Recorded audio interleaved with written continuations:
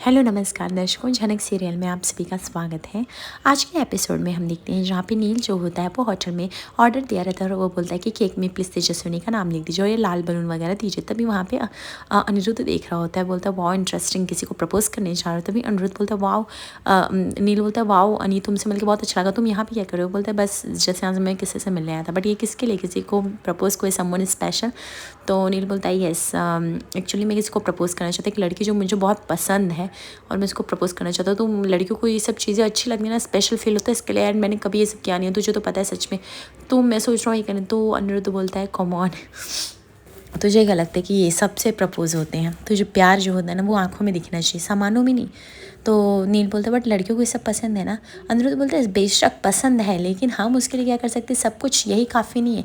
तेरा प्रपोज करना, तेरा दिल की बात बताना, तेरे आंखों में वो सब चीज़ें दिखनी चाहिए जो कि बहुत मैटर करती है। इवन मैंने झनक से प्यार किया, झनक तो मुझे नहीं मिले, लेकिन मैं ये बेस्ट विश करता हूँ कि तुझे तेरी तेजस्विनी ज़रूर मिले। एंड उससे आई होप कि सब कुछ पसंद आए जो भी तुझे सरप्राइज़ प्लान कर रहा है, ठीक है।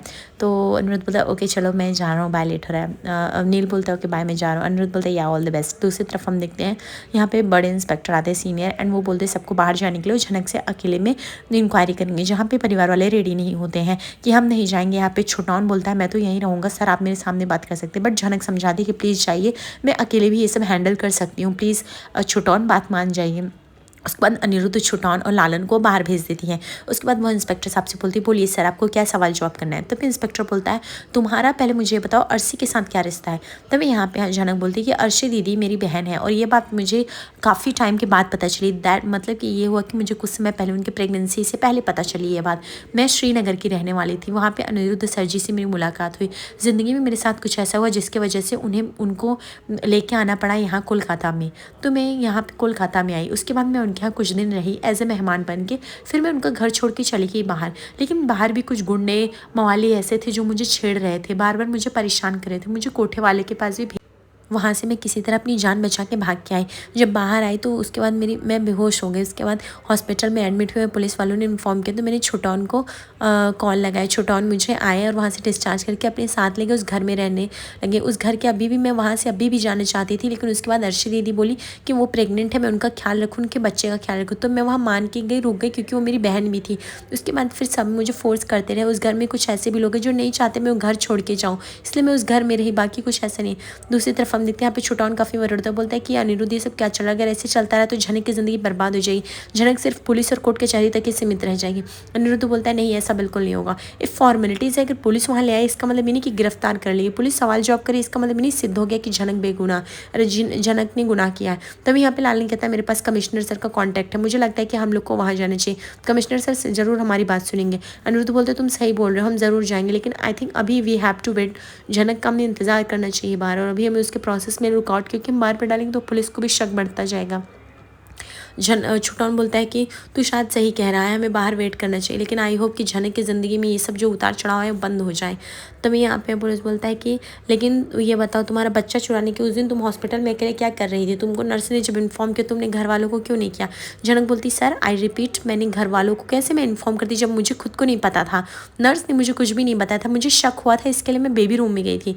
तभी यहाँ पे इंस्पेक्टर कहता है कि तुम्हें बेबी रूम में जाने की ज़रूरत ही क्या थी, तुम्हें ये सब नहीं करना चाहिए था अभी, लेकिन फिलहाल के लिए भी तुम जा सकते हो। उसके बाद पुलिस जो थी उसको भेज देती है। दूसरी तरफ फिर हम देखते हैं रात को झनक जो थी वीडियो कॉल उसको गलती से लग जाता है बेस्ट फ्रेंड फॉरवर्ड पर, जहाँ पे सारे उसके फ्रेंड लोग होते हैं वो वीडियो कॉल करने लगते हैं, जहाँ पे झनक बोलती है अब लगता है कॉल उठाना पड़ेगा, तो गलती से लगा था। फिर उसके बाद सारे फ्रेंड जो थे कनेक्ट हो जाते हैं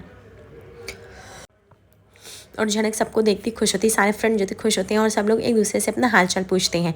जहाँ पे झनक बोलती है बहुत ही बड़ी प्रॉब्लम में फंस गई, सच्चाई के रास्ते पे चलने की कोशिश करती है लेकिन बहुत चीज़ें घिर जाती है। जहाँ पे साली समझाती कि देखना तुम सबको साथ में लेके चलोगे तुम तुम्हारी जिद होगी। अंजलि बार बार वीडियो कॉल पर नहीं आ रही थी लेकिन सबके फोर्स करने पर आती है। जहाँ पे लोग देखते हैं अंजलि बहुत ही खूबसूरत लग रही है और तेजस्विनी की हालत ऑलरेडी ख़राब रहती, तभी वहाँ पे सब बोलते हैं कि तेरे माथे पे जो आई है ना सिकड़न उसको उठा के फेंक दे, देख तू अभी ठीक हो जाएगी।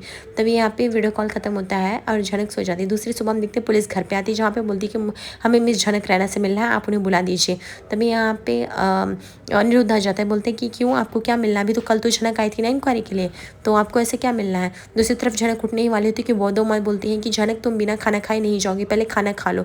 झनक बोलती नहीं बौद्धो माँ प्लीज़ हाथ मत पकड़िए, जो चीज़ आ गई सामने फेस करना पड़ेगा। अनिरुद्ध बोलते हैं सर आपको जो भी बोलना है बोलिए, हम लोग भी तो फैमिली मेम्बर हैं, हमें भी तो आप बोल सकते हैं जो भी बोलना है। तभी यहाँ पे हम देखते हैं कि शुभो बाबू कहता है कि यानी उसका पिता कि अनिरुद्ध तुम बार बार रुकावट मत डालो, ठीक है, इफ़ पुलिस अपना काम करे तो उसे करने दो। एंड उसे झनक चाहिए तो झनक को बुलाना ही पड़ेगा ना। तभी यहाँ पे देखते हैं इंस्पेक्टर के सीनियर बोलते हैं हमें झनक से ही मिलना है, हमें आपको कुछ नहीं बताना, वैसे भी आप फैमिली में बहुत दबाव डालते हो। तभी यहाँ पे तनुजा जो थी ताना मार के कहती झनक पुलिस आई है बुला रही है, तुम आओगी बाहर या नहीं? तो झनक जो थी बाहर आ जाती है, वो बोलती है इंस्पेक्टर साहब बोलिए आपको मुझसे क्या सवाल जवाब करना है। तभी यहाँ पे हम देखते हैं कि अर्शी भी आती है। अर्शी ये चीज़ देख के काफ़ी खुश हो जाती है, बोलती चलो बढ़िया एक माँ को इंसाफ मिलेगा। लेकिन उसके बाद बौद्धो बोलती है कि ये सब तुम ठीक नहीं करो। तभी यहाँ पे शुभ होता है रोज़ रोज़ पुलिस का आना रेपिट्यूड हाउस में सही नहीं है। तभी बौद्धो माँ कहती है कि ये सब किया धरा भी तो तुम्हारा, पुलिस कंप्लेन तुमने ही की थी ना, तो आएगी ही पुलिस, इसमें डर क्या रहे हो? तभी यहाँ पे वो बोलता है कि मैंने नहीं किया था, एक माँ ने किया था, अपने इंसाफ के लिए किया था, पुलिस आ रही है तो आ रही है, बट इस लड़की को उसमें कॉपरेट करके चले जाना चाहिए। तनुजा बोलती सही बात है, एंड पुलिस अपना काम कर रही तो इसमें वही होना चाहिए। उसके बाद झनक बोलती बोलिए इंस्पेक्टर साहब आपको क्या काम, मैंने तो वैसे भी कल आके पूरी बात बता दी थी आपको, अभी आपको क्या ऐसे इंक्वायरी करनी? तभी यहाँ पे पुलिस बोलता है कि हम आपको अरेस्ट करना चाहते हैं क्योंकि आपके सामने और आपके खिलाफ कुछ मुझे ऐसे सबूत मिले जिसकी वजह से मुझे आपको अरेस्ट करना पड़ेगा। तभी झनक बोलती है अरेस्ट, पर मैंने ऐसा कुछ किया ही नहीं जिसकी वजह से आपको अरेस्ट करना पड़ेगा। तो यहाँ पे पुलिस और यहाँ पर अनिरुद्ध बोलता है आपको किस लिए अरेस्ट करना, आपको पूछताछ करनी थी तो कीजिए, और अरेस्ट आप ऐसे कैसे कर सकते हैं? मुझे समझ में नहीं आ रहा, जो चीज़ उसने किया नहीं उसे माना कि उसने इन्फॉर्म नहीं किया, लेकिन वो इन्फॉर्म अलग चीज़ है। तभी इंस्पेक्टर बोलता है मुझे अपना काम कर दीजिए, और पुलिस की कुछ कॉन्फिडेंशियलिटी थी, हम सब कुछ आपके सामने ओपन तो नहीं कर सकते ना। तभी अनिरुद्ध बोलता है कि ये तुम क्या तभी अनिरुद्ध का पापा बोलता है अनिरुद्ध तुम ये सब क्या करो, फालतू चीज़ें क्रिएट करो। तभी यहाँ पे अर्शी बोलती है कि प्लीज़ शांत हो जाओ, मुझे लगता है कि अनिरुद्ध तुम मेरे साथ गलत कर रहे हो, एक ऐसी लड़की के लड़ रहे हो। झनक बोलती है इंस्पेक्टर साहब मुझे समझ में नहीं आ रहा है आप क्या कर रहे हो, आपको पता भी है आप मेरे भी इमेजेस को ख़राब करो, आप बार बार मुझे पुलिस स्टेशन ले जाना, मान लो ये कभी गुनाह ही साबित नहीं हो तो क्या करोगे आप? दूसरी तरफ हम देखते हैं कि तभी वहाँ पे पुलिस बोलती है कि अभी हमें जाने को अरेस्ट करना पड़ेगा और इसके अलावा कुछ भी ऑप्शन नहीं है और उनको हमारे साथ कॉपरेट करना पड़ेगा। जहाँ पे मीनू बोलती क्यों जाएगी झनक आपके साथ, आप एक ऐसी लड़की पे वो लगा रहे हैं जिसकी वजह से उसके पूरे करियर पे धब्बा पड़ सकता है, आपको समझ में अगर वो बेकसूर निकली तो क्या करेंगे, आपके पास अरेस्ट वारंट है? पुलिस बोलता है यस हम अरेस्ट वारंट लेके आए झनक के नाम से, मिस झनक रैना को जाना ही पड़ेगा ऐसे। अनिरुद्ध बोलता है झनक कहीं भी नहीं जाएगी। दूसरी तरफ अर्शी बोलती है कि वाह अनिरुद्ध वाह, अनि मुझे लगा हमारा बच्चा के लेकिन तुम्हें कुछ होगा, लेकिन तुम्हें तो इसके लिए कुछ सिंपैथी ही नहीं, एक माँ के लिए किसी के दिल में सिंपैथी नहीं। तभी यहाँ पे मीनू बोलती सिंपैथी, लेकिन माँ जिस तरह से गेम खेल रही है उस पर नहीं हमें। पुलिस बोलती है कि मिस झनक आपको हमारे साथ चलना ही पड़ेगा। अनिरुद्ध बोलता है सर झनक को मत लेके जाइए, हमें पता है झनक बेकसूर है और इसके खिलाफ आपको कोई भी सबूत नहीं मिलेंगे। तभी इंस्पेक्टर बोलते हैं सबूत हमें मिल ही चुके हैं, नर्स ने गवाही दी है कि मिस झनक ने इन्फॉर्म नहीं किया था फैमिली को, और इवन उसने देखा था इनको रूम में जाते हुए, और वैसे भी एक साथ इतने सारे लोग तो झूठ नहीं बोलेंगे ना, पूरा हॉस्पिटल स्टाफ इनके खिलाफ गवाही दे रहा है। तभी अनिरुद्ध बोलता है अर्शी को अर्शी ये तुमने ठीक नहीं किया, जो झनक के लिए ये सब तुम्हें, झनक ने तुम्हारे लिए क्या कुछ नहीं किया और तुमने उसके साथ ये सब कर दिया, इस बेचारे की गलती ही क्या थी?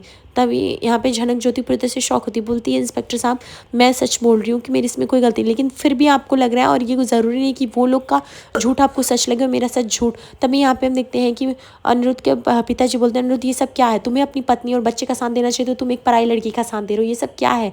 तुम्हें पता भी अर्शी कितना प्रेशराइज्ड है, कितने वो ट्रॉमा से गुजरी है हर दिन। तो अनिरुद्ध बोलता है मुझे तो पता ही नहीं था इतने ट्रॉमा से गुजर रही है, तभी तो हर रोज़ डांस क्लासेस जा रही है। तभी तनुजा बोलती तुम क्या चाहते हो कि वो बंद कमरे में बैठ के रोती रहे, वो अपना काम ना करे? अनिरुद्ध बोलता है ऐसा बिल्कुल भी नहीं, वो जाए, लेकिन वो इतने दिन कहाँ थे, उसको केस करने को क्यों नहीं याद है?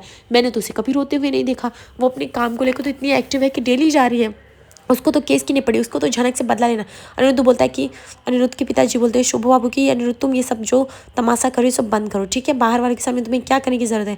तभी मीनू बोलती नहीं नहीं ये तमाशा नहीं, जब छेड़ा गया तो तमाशा बनेगा ही ना फैमिली में, और यही सब तो चाहिए। अनिरुद्ध बोलता है कि अर्शी मैं तुम्हें कभी नहीं माफ़ करूँगा। तभी यहाँ पे अर्शी बोलती है तुम वैसे पति का फ़र्ज ही कब निभाए थे, हर दिन बस तुमने मुझे एक बेवफाई का हमेशा सबूत दिया है, तुम एक बेवफा हो, इससे ज़्यादा कुछ नहीं। तभी अनिरुद्ध बोलता है कि तुमने मुझसे शादी क्योंकि जब मैं एक बेवफा था तुमको मेरी ज़िंदगी में आना ही नहीं चाहिए, तुम मेरी ज़िंदगी में क्यों आए? अर्शी बोलती मुझसे गलती हो गई जो मैं तुम्हारी ज़िंदगी में आ गई, तुमसे शादी करके बहुत बड़ी गलती हो गई जो मैंने तुमसे शादी की। तभी हम देखते हैं सब ऐसे इस तरह से केसेस बढ़ते दिखाई देते हैं। झनक परेशान हो जाती है, झनक बोलती है कि बस आप लोग मेरे सामने मत लड़िए। इंस्पेक्टर साहब प्लीज़ मुझे लेके चलिए। तभी यहाँ पे बौद्धू माँ कहती है पुलिस इंस्पेक्टर साहब 1 मिनट रुक जाइए, झनक ने कुछ नहीं खाया, उसको खाने दीजिए तब लेके जाएँ। तभी यहाँ पे हम देखते हैं कि अनिरुद्ध के पिताजी कहते हैं वाह बौद्धू, मतलब आपको अभी भी है कि वो खाना की पड़ी है। झनक बोलती है कि बौद्धू माँ आपने बहुत कुछ किया मेरे लिए, बट अब मुझसे खाना का एक निवाला भी निगला नहीं जाएगा। जिस तरह से मुझ पर इल्ज़ाम लगे ऐसे घिनौने ना, मुझे बहुत ही ज़्यादा तकलीफ भी हो गई। अनिरुद्ध बोलता है देख लेना अर्शी, मैं तुम्हें इस चीज़ के लिए अपनी ज़िंदगी में कभी नहीं माफ़ करूँगा। जो तुमने किया है ना इसके लिए तुम्हें बहुत लंबा पछताना पड़ेगा। तो उसके पिताजी बोलते कि अनिरुद्ध ये सब तुम क्या तमाशा कर रहे हो। और यहाँ पर अनिरुद्ध बोलता है कि इंस्पेक्टर साहब मैं जल्द से जल्द सबूत लाऊंगा जिससे साबित होगा कि झनक बेकसूर है। यहाँ पे अर्शी बोलती है हाँ जो करना है कर लो, और मुझे भी, मैं अपने बेटे को मैंने खोया, तो मैं अगर लड़ाई लड़ रही हूँ तो इसमें गलत क्या है, और जो भी करना है करो अनिरुद्ध। वैसे भी तुम तो इस लड़की के लिए ही तो जीते हो, इसके लिए ही तो सब कुछ। तुम्हें तो टेंशन ये है कि ये क्यों इस घर से जा, तुम्हें ये नहीं टेंशन है कि हमारा बच्चा खोया। अनिरुद्ध तो बोलता है कि तुम मेरी बीवी हो, इतना मुझे तो पता है, और प्लीज़ मेरा मुंह मत खुलवाओ बाकी घर के सब लोग। तभी यहाँ पे अनिरुद्ध बोलता है कि झनक सॉरी, मेरी वजह से तुम्हें बहुत कुछ सफ़र करना पड़ा। तुमको एक बार मैं घर से लाया फिर चली गई, उसके बाद छुटौन लाया फिर जा रहे हो। भी देखो जब तुम नहीं जा पाई तो पुलिस से तुमको अरेस्ट करा दिया गया। तुमने अच्छा करने की कोशिश की लेकिन तुम्हारी अच्छाई हमेशा फेल हो जाती है और ये लोग कुछ ना कुछ कलंक लगा देते हैं। प्लीज़ इन लोग प्लीज़ झनक अब दोबारा इस घर में अगर आना तो ये सब के लिए मत ही आना। मैं यही विनती करूँगा कि तुम इन सबको प्लीज़ माफ़ मत करना कभी, क्योंकि तुमको जो चोट पहुँची ना वो सच में भुलाने लायक नहीं है। झनक बोलती है कि सर जी बस करिए, आप मेरे लिए इतना मत सोचिए, मैं अपना अच्छा बुरा सोच सकती हूँ। आप और अर्शी दीदी साथ में रहिए सर जी, और मेरे लिए तो मत लड़िए, किसी तीसरे की वजह से अपना रिश्ता ख़राब मत कीजिए। ऑलरेडी आपका बच्चे खो चुका है, अभी मुझे माफ़ कर दीजिए। मेरी गलती जो मैं 2 लोग के बीच आऊँ, पर मेरी क्या ही गलती थी, मेरी किस्मत ही ऐसी थी। पर मैं चाहती हूँ कि अब चाहे जो हो, मैं आप दोनों की ज़िंदगी से इतनी दूर हो जाऊँ कि कभी आप लोग मेरी अपनी ज़ुबान पे मेरा नाम भी ना लें। इंस्पेक्टर साहब चलिए, अब मैं यहाँ पे 1 मिनट नहीं रुकना चाहती। इसे कह के झनक चली जाती। परिवार के सभी लोग पूरी तरह से तनाव में रहते हैं, डिस्टर्ब रहते हैं, लेकिन अर्शी काफ़ी खुश दिखाई देती है। दूसरी तरफ देखते हैं अप्पू को जैसे खबर मिलती है वो घबरा जाती है। वो बोलती है मामा झनक को पुलिस ले गई, पता नहीं क्या करेगी, पुलिस उसको मार रही होगी ना। झनक बेचारी कितनी अच्छी है, वो सबका अच्छा करना चाहती है, लेकिन उस अर्शी चुड़ैल ने देखो कैसे ना गिरफ्तार करा दिया। मुझे तो बहुत टेंशन है। तभी वहाँ पे काजल आती, बोलती अप्पू देखना मैं तेरे लिए क्या प्रसाद लाई, लड्डू तुझे पसंद है ना, फटाफट खा ले। तभी यहाँ पे अप्पू बोलती है कि काजोल दीदी मैं नहीं खाऊंगी। तब यहाँ पे झिमसी बोलती है कि खा लो ना भाभी आप इतना टेंशन। वो बोलती नहीं तुम लालन को फ़ोन लगाओ, मुझे बात करनी, तुम्हारे भैया को फ़ोन लगाओ। तब यहाँ पे काजोल बोलती हुआ क्या, जहाँ पे झिमसी बताती है सब कुछ कि कैसे झनक अरेस्ट हो गई। तभी यहाँ पे काजोल बोलती है ये सब अर्शी ऐसा कर सकती, मैं सोच भी नहीं सकती। और वैसे भी अर्शी किस चीज़ के लिए अरेस्ट करा रही हो, बच्चे के लिए। ऑलरेडी जिसने पहले भी बोला था, मुझे तो सुनने में आया था कि अर्शी अपना बच्चा चाहती ही नहीं है, इसलिए वो घर छोड़ के जाना चाहती है। अब मैं ये क्या सुन रही हूँ। तभी यहाँ पे उसकी माँ बोलती तुझे क्या पक्का खबर मिली थी। अपू बोलती है कि हाँ हाँ यही हो सकता है। झिमसी बोलती नहीं नहीं भाभी पहले पता लगा दीजिए। काजल बोलती है हाँ 1 मिनट में लालन को फ़ोन लगाती हूँ। अपू दीदी अपू आप थोड़ा रुके। उसके बाद वो लालन को फ़ोन लगाती है। उसके बाद अपू छीन लेती फ़ोन, बोलती है कि लालन तुम मेरा फ़ोन क्यों नहीं उठा रहे हो, पहले बताओ। तुम झनक को लेके आ रहे हो, एक काम करना झनक को चुड़ैल के घर मत छोड़ना, तुम झनक को अपने साथ लेके आना, हम लोग उसको अपने साथ रखेंगे बेचारी के साथ। लालन बोलता है अच्छा ठीक है झनक मैं फ़ोन रखता हूँ, मैं अभी यहाँ पे झनक के ही बारे में बात कर रहा हूँ। वो फ़ोन कट कर देता है अप्पू का। उसके बाद उसकी अब अप्पू की सास समझाती कि बेटा ठहरो, झनक को वो लेके आएगा अगर गया है तो ना। और काजल बोलती है हाँ पिंकी प्रॉमिस सच में लेके आएंगे लालन भैया। तभी यहाँ पे लालन जो है कमिश्नर साहब के पास लेके जाता है, जो कि उसके रिश्ते में अंकल लगते हैं। और वो बोलता है कि सर एक अपील करनी। तभी वह कमिश्नर बोलता है आज जो भी मैं तुम्हारे पिता की वजह से हो तो तुम बोल सकते हो, इतना हिचकिचाओ मत। लालन बोलता है पहली बार भी आपने हमसे बहुत मदद करने की कोशिश की थी, वो आधा पैसे तो दिलाए बट आधा नहीं मिल पाए। लेकिन अभी दूसरी बात है वो झनक लड़की है ना जो जहाँ पर रहती, बोलती कौन, वो श्रीनगर वाले। लालन बोलता है हाँ उसके ऊपर केस दर्ज हुआ। अंदर तो बोलता है और मेरी बीवी ने ही किया है केस एक बच्चे के लिए। तो कमिश्नर साहब बोलते रुको मैं देखता हूँ। आज रात के एपिसोड में देखेंगे जहाँ पे अनिरुद्ध जो होता है खाना लेके आता है झनक के लिए, जहाँ पे झनक बोलती है अब आप मेरे लिए क्यों आए हैं, अब आप यहाँ से चले जाइए।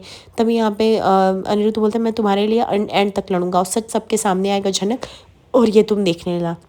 आगे एपिसोड पे बने दोस्तों, लाइक और सब्सक्राइब करिए। धन्यवाद।